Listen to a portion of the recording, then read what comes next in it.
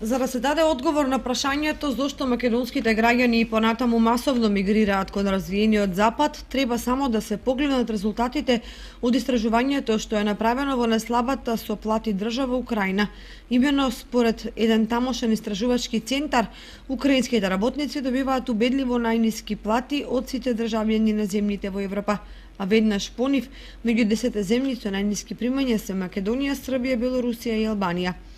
Тоа значи дека на листата најсиромашни европски земји прва е Украина според критериумот на висина на платата по платениот данок. Оваа земја е со просечна плата од 190 евра. Следуваа Молдавија со 216 евра, а евроазиската земја Азербејџан е на трето место со просечна плата од 232 евра.